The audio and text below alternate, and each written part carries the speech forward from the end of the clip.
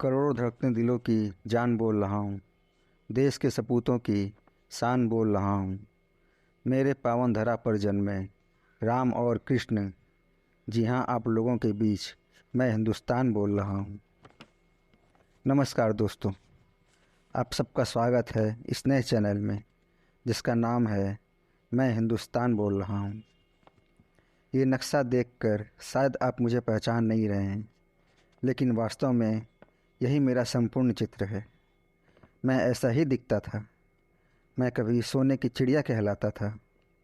पूरे विश्व में इतनी खुशहाली, इतने अच्छे वातावरण, जलवायु, पानी और हवा नहीं थे जितने अच्छे कि मेरे पास थे।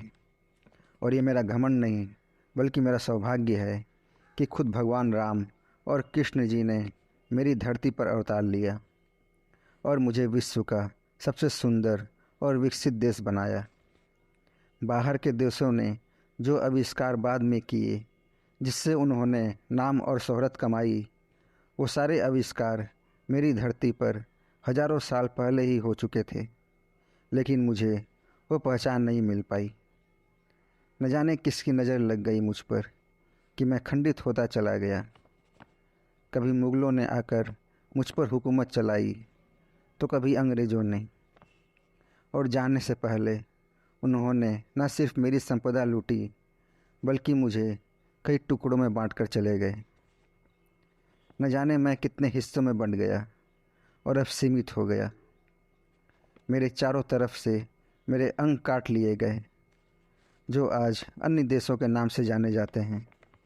और सिर्फ इतना ही नहीं दोस्तों, इन बाहर के आक्रांताओं ने न सिर्फ मेरे टुकड़े किए बल्कि मेरी धरती पर रहने वालों को भी जाति और धर्म के नाम पर बांट दिया, जिसका नतीजा मैं आज तक देखता हूँ। खून किसी का भी बहे, लेकिन दर्द मुझे होता है। दोस्तों, मैं कोई व्यक्ति विशेष नहीं हूँ, बल्कि मैं तो आपकी ही आवाज़ हूँ। हर हिंदुस्तानी के दिल की बात करने वाला हूँ और इस चैनल के माध्यम से इस देश में हो रही हर तरह की घटनाओं पर आपसे चर्चा करने वाला हूँ।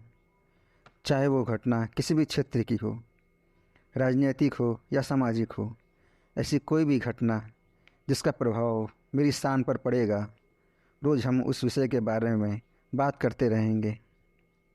और एक बात मैं आपको बता दूं कि आप मुझे किसी राजनीतिक चश्मे से ना देखिएगा, क्योंकि मेरे लिए तो सारे ही मेरे बेटे हैं। हाँ, कोई सुपुत्र होता है तो कोई कुपुत्र, और जो दुनिया में मेरी इज्जत बढ़ाएगा मैं उसकी प्रशंसा करूँगा, और जो मुझे विश्व में बदनाम करेगा मैं उसकी आलोचना भी करूँगा। बाकी फ़ैसला आपके ऊपर है। दोस्तों, आप सब हमेशा कहते रहते हैं कि मेरा देश महान, यानी कि मैं महान। लेकिन एक देश महान कैसे होता है? क्योंकि देश तो कुछ करता नहीं, करने वाले तो आप लोग ही हैं। और अगर आप सब लोग अपना कर्तव्य निभाएंगे, सच्चाई के रास्ते पर चलेंगे, अगर आप महान बनेंगे, तो मैं अपने आप ही महान बन जाऊंगा। एक देश उतना ही अच्छा और महान होता है जितने अच्छे और महान उस देश के देशवासी होते हैं।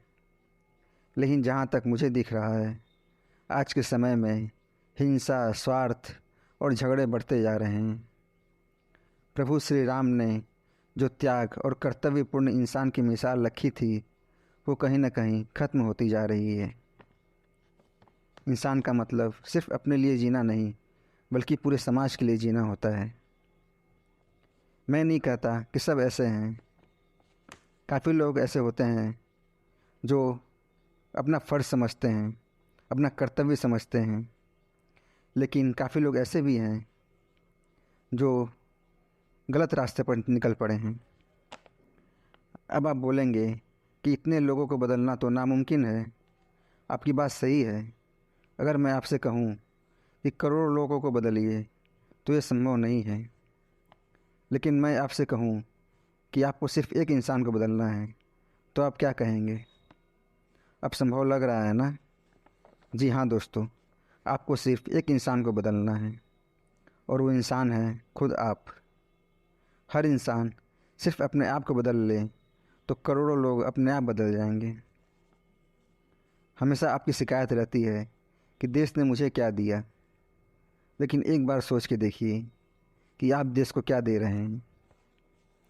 सोचिए, अगर यही बात भगत सिंह ने सोची होती, यही बात नेताजी सुभाष चंद्र बोस और ऐसे लाखों लोग जिन्होंने मेरी आज़ादी के लिए अपनी जान गंवा दी, उन्होंने सोची होती कि मैं क्यों मरने जाऊं, देश ने मुझे क्या दिया है, तो क्या आज मैं आज़ाद हो पाता? क्या आप आज ऐसे खुले में अपनी मर्ज़ी से सांस ले पा रहे होते? हर इंसान समाज का अच्छा बदलाव चाहता है। हर कोई चाहता है कि एक भगत सिंह पैदा हो और देश के लिए लड़े, लेकिन वो भगत सिंह मेरे घर में पैदा ना हो, बल्कि पड़ोसी के घर में पैदा हो। वो लड़े और अपनी जान दे दे और उसका फ़ायदा मैं उठाऊं। अब आप कहेंगे कि अब तो हमारा देश आज़ाद है, तो अब किस चीज़ की लड़ाई है? तो मेरे प्यारे दोस्तों, मैं आपको बता दूं, भले ही आज मैं विदेशी ताकतों से आज़ाद हूं, लेकिन आज भी गरीबी, हिंसा और अपने बच्चों के दुखों से गुलाम हूं। और यही असली लड़ाई है। जब तक मेरी धरती पर रहने वाले सारे बच्चों को भूखा पेट ना सोना पड़े, जब तक कोई पैसों के लालच में या धर्म के नाम पर एक दूसरे का खून ना करे, जब तक मैं वापस से सोने की चिड़िया ना बन जाऊं, जब तक मैं अपने आप को पूर्ण रूप से आज़ाद नहीं मान सकता। और ये काम और कोई नहीं बल्कि आप लोगों को ही करना है।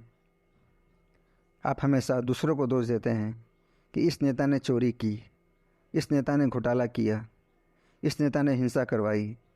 लेकिन एक बात बताइए, ये नेता कौन है? क्या ये किसी और ग्रह से आए हैं? और इन्हें ताकत किसने दी ऐसा करने के लिए? आप लोगों ही ने दी है ना। आप लोगों ने इन्हें बैठाया है। तो फिर जितने दोषी ये हैं, उतने ही आप भी हैं। अगर आप अच्छे लोग चुनेंगे तो आपको शिकायत नहीं करना पड़ेगा। लोकतंत्र में आपकी सबसे बड़ी ताकत होती है आपका वोट। लेकिन आप में से ही कोई शराब की एक बोतल में अपना वोट बेच देता है, तो कोई 500 के एक नोट में। और कई लोग तो ऐसे हैं जो मुफ्त के चिकने वायदों के फर्श पर फिसल जाते हैं, और फिर वही नेता बाद में आपको धोखा देता है तो आप उसको गाली देते हैं। अगर मेरी बात कड़वी लग रही हो तो मैं आपसे क्षमा चाहता हूँ, लेकिन एक बार सोच के देखिएगा कि अगर हम खुद गलत काम करते हैं, गैर कानूनी काम करना पसंद करते हैं, 2 नंबर का पैसा कमाना चाहते हैं, जहाँ मौका मिलता है वहाँ करप्शन करने लग जाते हैं, सरकारी दफ्तरों में कामचोरी करते हैं, तो फिर हमें नेता अच्छा कहाँ से मिलेगा? आखिर वो भी तो आपकी भीड़ में से ही निकला हुआ है ना। तो दोस्तों, चलिए एक नई शुरुआत करने की कोशिश करते हैं। हालांकि ये मुश्किल ज़रूर है, लेकिन असंभव नहीं है। मुझे स्वच्छ, विकसित और फिर से पूरे विश्व में सबसे आगे लेके जाने की जिम्मेदारी आपके ही ऊपर है। अब चलते हैं हमारे आज के विषय पर, जो है नए संसद भवन का उद्घाटन। हालांकि सारा विपक्ष इसका भी विरोध कर रहा है। उनके बहाने कुछ भी हो, लेकिन मैं इसका विरोध सही नहीं मानता, क्योंकि ये भवन सिर्फ एक इमारत नहीं है, बल्कि लोकतंत्र का मंदिर है। ये वो जगह है जहाँ ऐसे फैसले होने वाले हैं जिनका प्रभाव आपके आने वाली पीढ़ियों पर पड़ने वाला है। ये आपकी आशाओं की एक नई किरण है। ये आपके हौसलों की एक नई उड़ान है। सत्ता पक्ष का विरोध करना कोई गलत बात नहीं है, बल्कि यही लोकतंत्र की खूबसूरती है। लेकिन विरोध किस बात का होना चाहिए, इसका चिंतन भी आवश्यक है। हर बात का विरोध आपको और ज़्यादा कमज़ोर और असहाय बना देता है।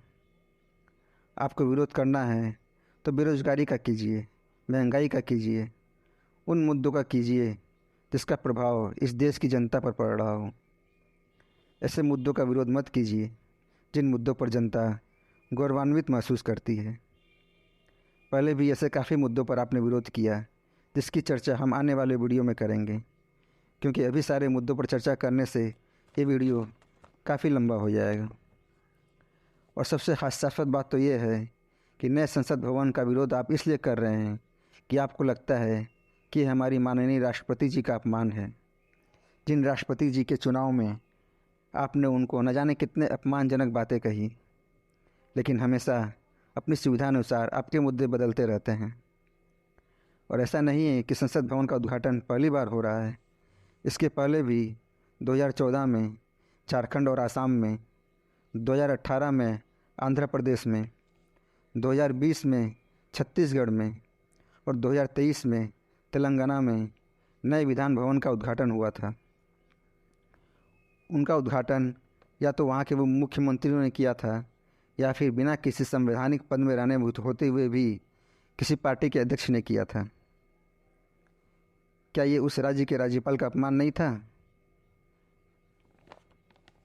सबसे बड़ी शर्म की बात तो ये है कि किसी राजनीतिक दल के नेता ने नए संसद भवन की तुलना ताबूत से कर दी है, तो किसी ने भवन को देश का कलंक भी बता दिया। जब भी कोई आपको चांद दिखाने की कोशिश करता है तो आप चांद को ना देखकर उसकी उंगली को ही टेढ़ा बताने लगते हो। उंगली की गलती निकालोगे तो चांद तक कभी नहीं पहुंच पाओगे। आपसी व्यक्तिगत लड़ाइयों को भुलाकर आप सबको देश हित में हमेशा साथ आना चाहिए। और यही बात मैं सत्ता पक्ष को भी बोलना चाहता हूँ कि अब आप भी अपने अहंकार और व्यक्तिगत झगड़ों को भुलाकर विपक्ष को साथ लेकर चलने की कोशिश कीजिए।